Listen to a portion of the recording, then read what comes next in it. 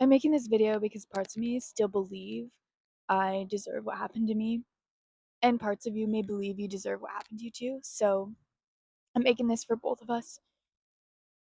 I'm not making this video to shame my parents. In fact, I hope that they're watching right now because they were also abused and they need healing as bad as I do. I don't want to stay angry, but as long as I'm continuing to be abused, I cannot heal.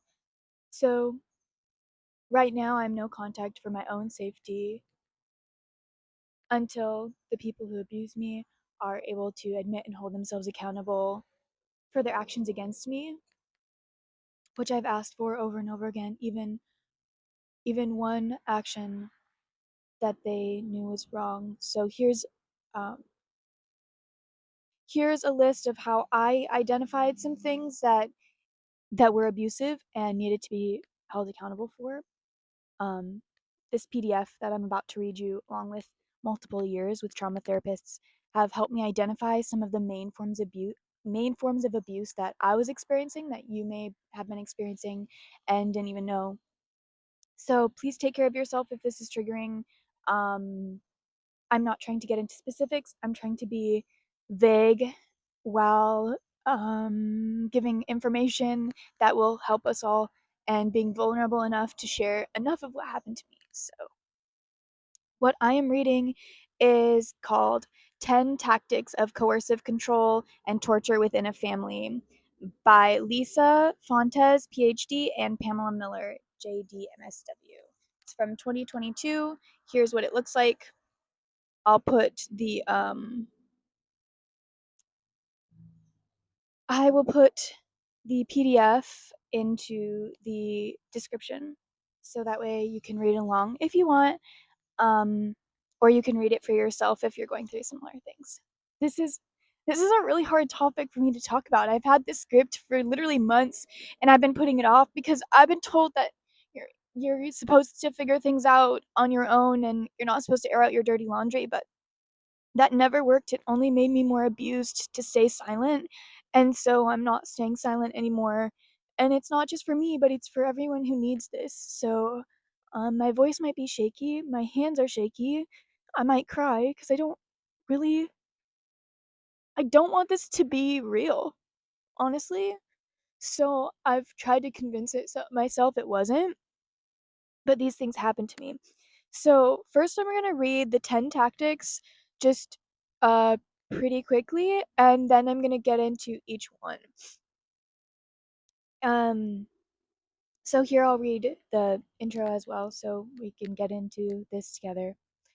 Coercive control and the severe abuse professionals refer to as torture can occur in intimate partner relationships and also in parent-child relationships. Often, coercion and violence flow throughout toxic family systems, involving any combination of adults and children. The term coercive control has been used to describe the dominating tactics of intimate partner abuse, and the term intrafamilial child torture has been used to describe a mix of coercion and severe violence against a child.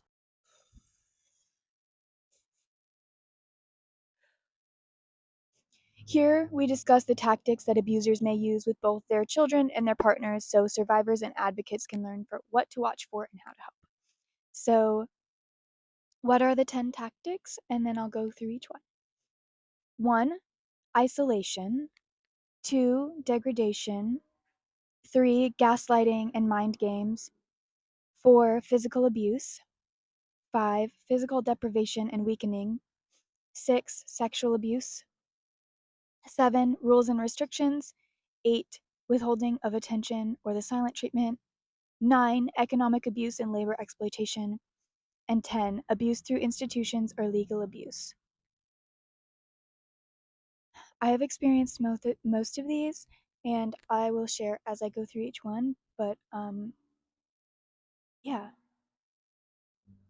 Victimization of adults and children. Coercive control and intrafamiliar child torture can show up in different ways.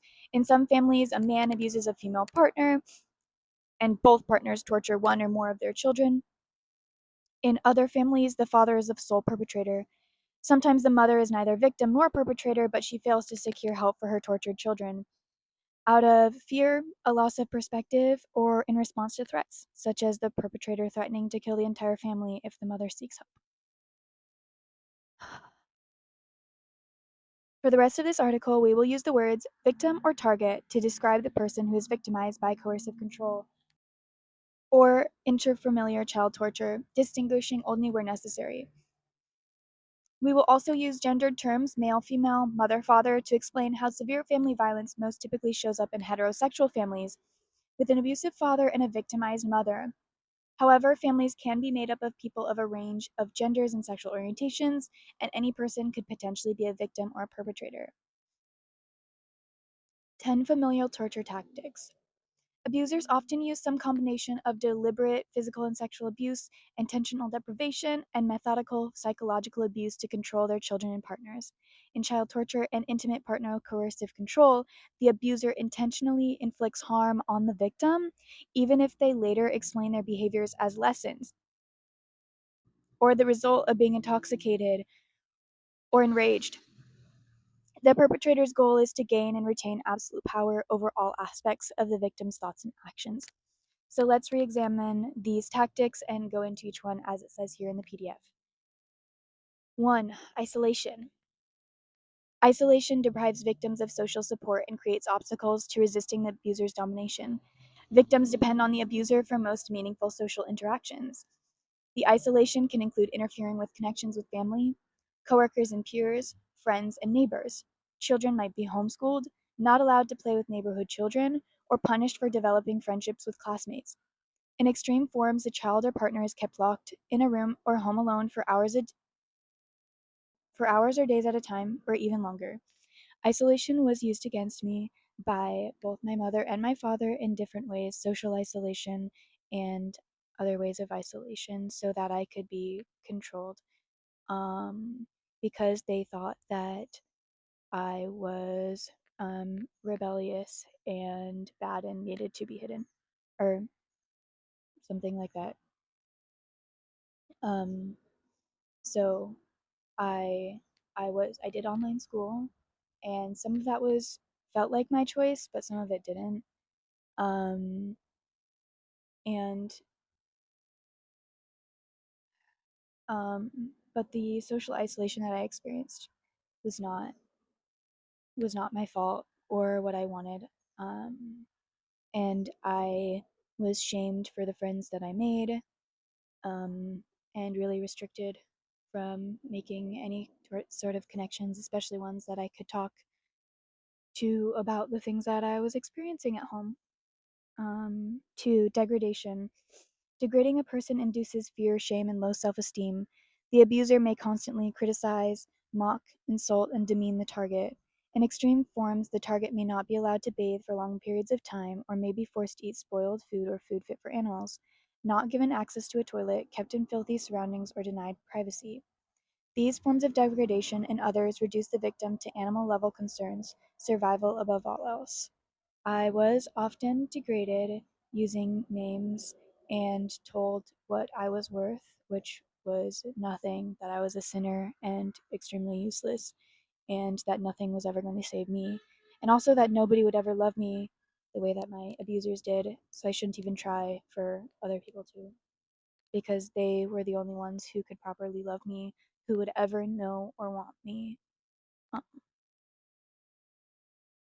And the reason it took so long to make this video is because of the incredible fear, shame, and low self esteem that I have from that situation. So I'm trying to change that by talking about it. Number 3, gaslighting and mind games. Gaslighting and mind games lead a target to feel confused, disoriented, and unstable. Abusers deny their victims' experience, which will probably be happening if my parents are even watching this video at all, or anyone from that life who denied my experience when I tried to talk about it. They deny their own abusive actions, change the sequence of events, tell victims that they are lying or misremembering, and may repeat their false versions of events so often that the target becomes confused about what really happened. Victims come to doubt their own memory and intelligence. They learn not to trust their own senses. While this type of abuse is incredibly harmful to an adult, it is even more devastating to a young child's brain that is still forming and lacks the maturity to distinguish clearly between reality and make believe.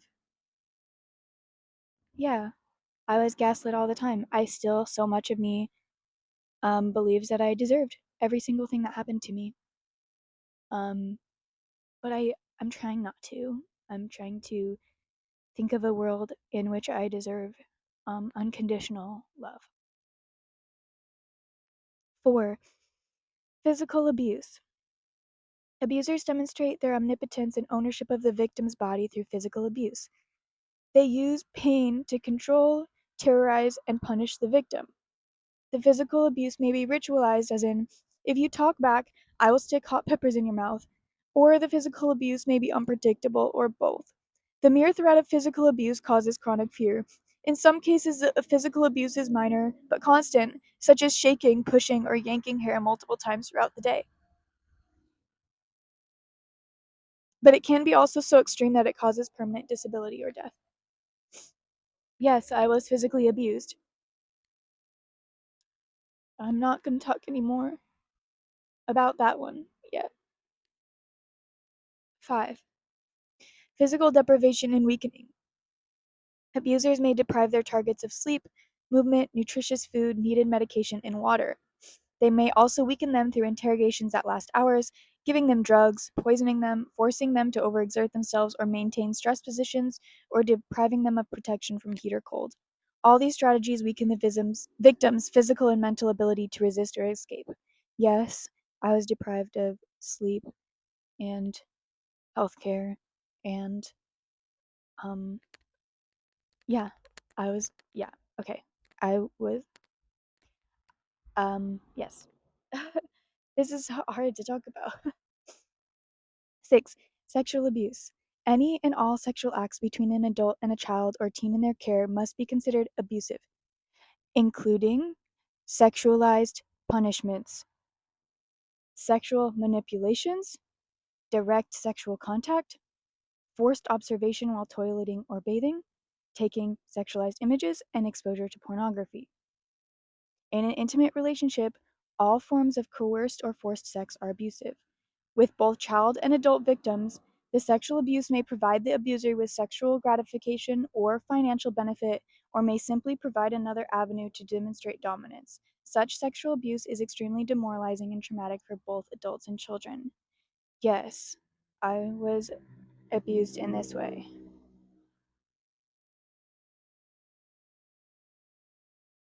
and it has extreme consequences my on my life as an adult. 7. Rules and restrictions. Abusers often establish rules and restrictions that inhibit the target's individual development, expression, and liberty. Rules may concern dress, eating, socializing, chores, or other areas. These rules are not expressed as preferences, but rather as requirements that will be met with consequences if not fulfilled. With a child, these restrictions may inhibit the child from engaging in the very behaviors that children need for their normal development, such as climbing, running, laughing, and playing, or in my case, as an autistic child, stimming. In extreme forms, the rules concern the most minute aspects of a person's life, such as the position they sleep in, the expression on their face, or how many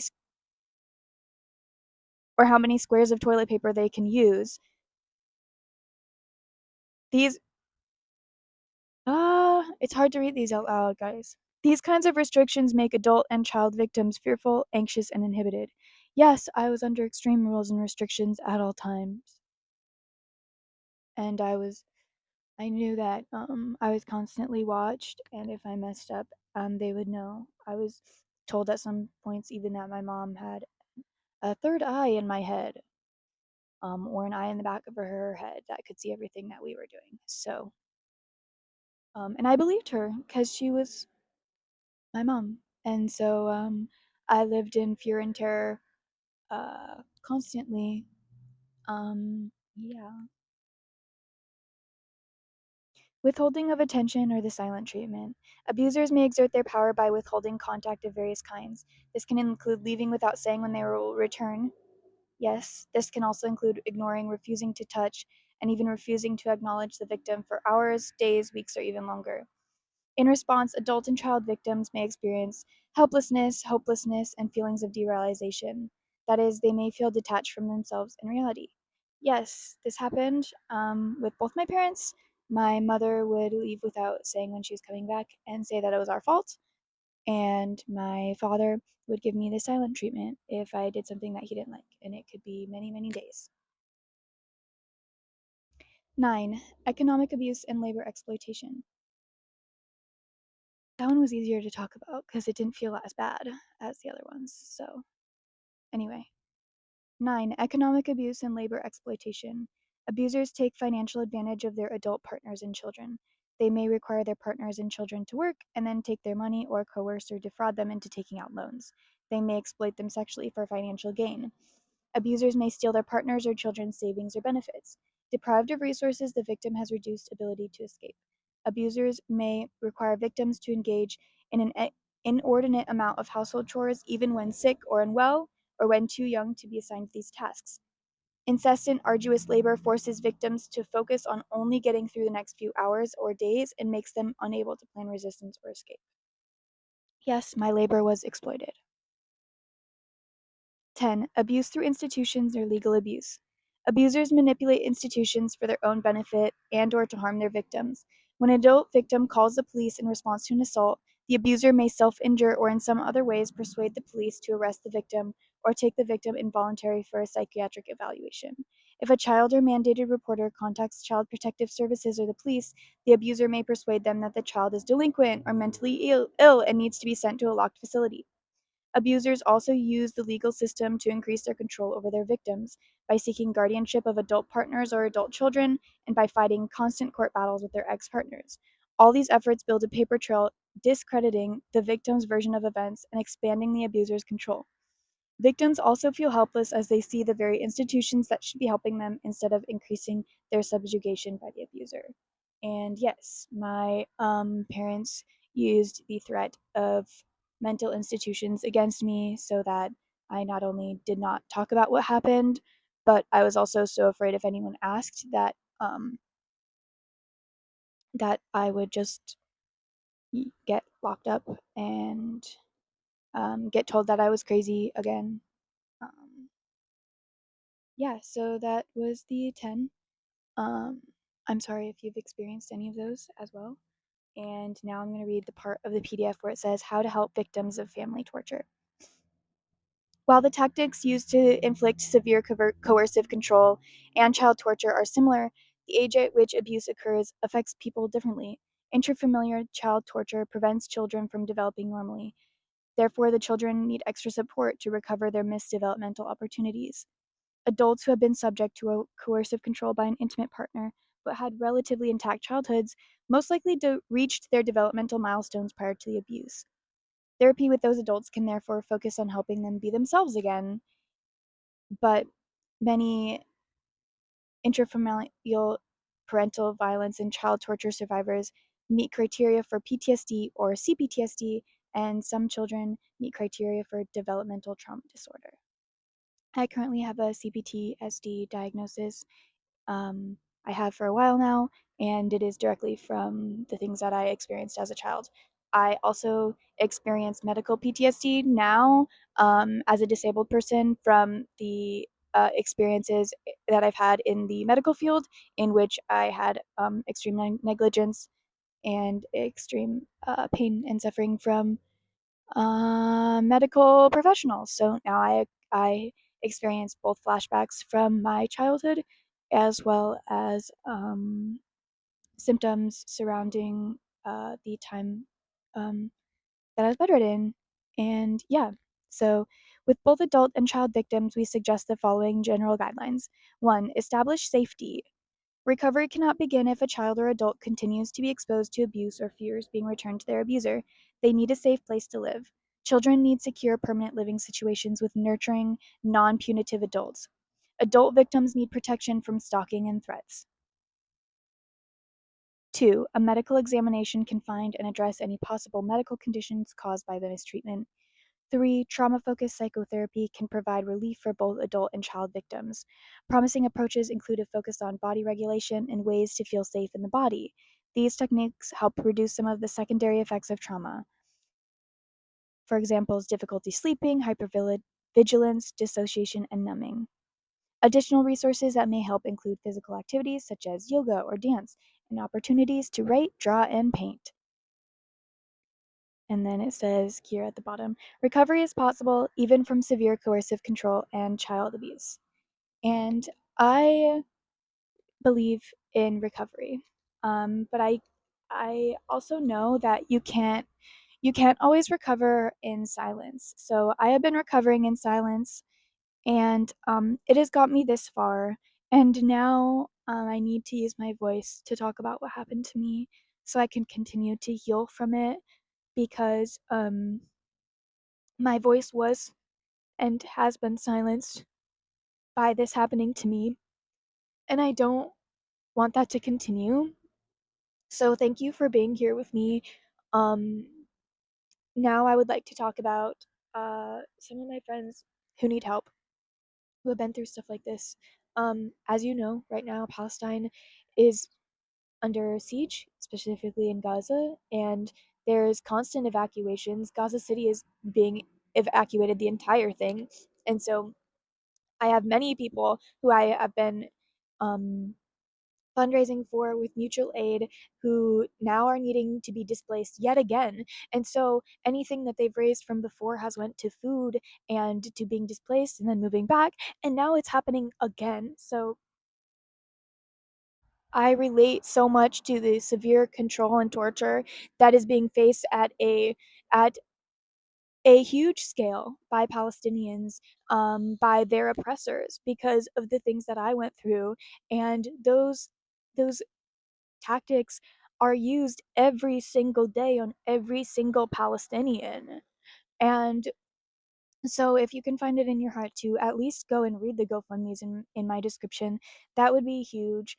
I also want to uplift Mem, who is a disabled person in the United States and who has also experienced familial torture and abuse, and they need help. And lastly, I want to talk about my own needs. Right now, I live in a house with 5 disabled people, and we all have experienced some level of familial torture and abuse, and all of us ended up together, and now we don't have incomes, and we need a safe place because all of us are healing from extreme unsafety. So I put our link in the description as well if you want to support me and my family so we can continue to heal from these types of abuse that we have experienced, and continue to have a safe place for us as we are trying to build a safe place for all. That's a goal of our household, is to build a place for survivors of this kind of torture and any kind of torture, and even abusers in the future, to have a place to come and recover from the things that they've experienced. And honestly, like, what I imagine is that if I can build a place that my parents can heal from what they did to me, then I know that it can be a place for other people's parents to heal. And so I really would like that opportunity to build something that can heal many, many, many people. So thank you very much for watching. If you'd like to support me or any of the people that I support, it's all in the description. And thank you. I'm sorry if this has happened to you. Thank you for listening. I love you. This was really scary for me. So yeah, I'm really proud of myself. Also, look at my cool shirt. That's all. Okay, love you. Bye.